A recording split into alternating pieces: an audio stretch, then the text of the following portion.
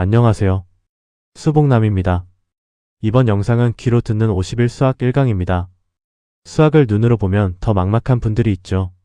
문자만 봐도 답답하고 문제집을 펴는 순간 한숨부터 나오는 분들도 있을 겁니다. 그래서 이번 영상은 수포자도 귀로 조금 더 편하게 따라올 수 있도록 51 수학 1강의 핵심 내용을 천천히 쉬운 말로 다시 풀어보는 시간으로 준비했습니다. 오늘 다룰 내용은 4가지입니다. 분수의 덧셈과 뺄셈, 약수, 소수와 합성수, 소인수분해입니다. 먼저 이 강의가 어떤 사람을 위한 강의인지부터 생각해 보겠습니다.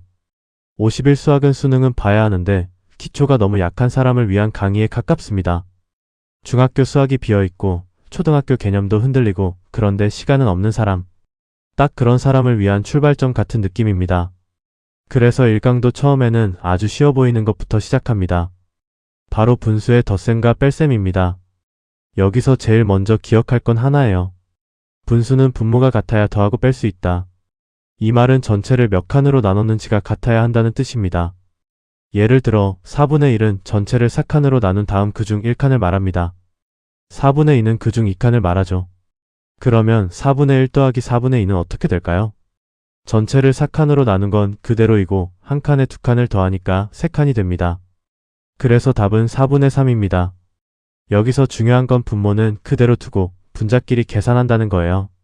왜냐하면 분모는 전체를 몇 칸으로 나눴는지를 말하고 분자는 그중 몇 칸인지를 말하기 때문입니다. 쉽게 말하면 분모는 기준이고 분자는 실제 칸수입니다. 예를 들어 7분의 5 더하기 7분의 1이면 답은 7분의 6, 9분의 4 더하기 9분의 3이면 답은 9분의 7입니다. 그럼 여기서 궁금해지죠. 분모가 다르면 어떡하죠?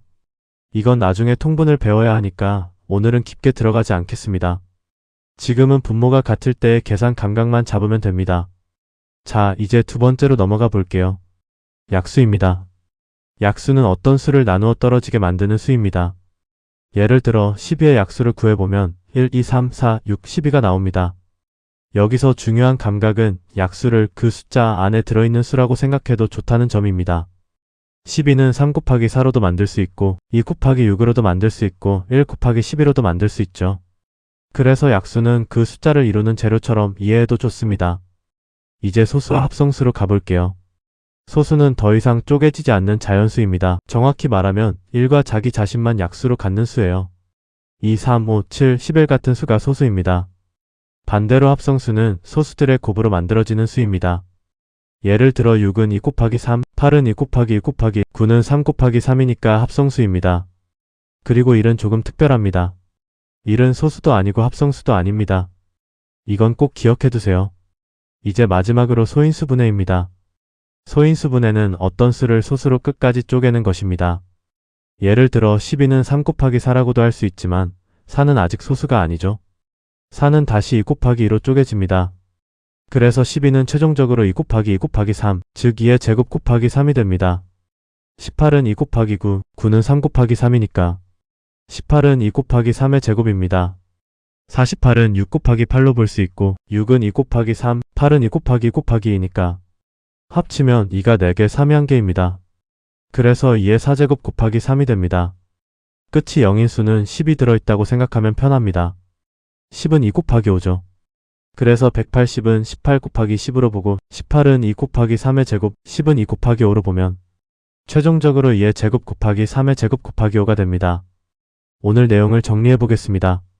분수의 덧셈과 뺄셈은 분모가 같아야 하고 분모는 그대로 두고 분자끼리 계산합니다. 약수는 어떤 수를 나누어 떨어지게 만드는 수입니다. 소수는 더 이상 쪼개지지 않는 자연수입니다. 합성수는 소수들의 곱으로 만들어지는 수입니다. 소인수분해는 어떤 수를 소수로 끝까지 쪼개는 것입니다. 오늘은 여기까지입니다.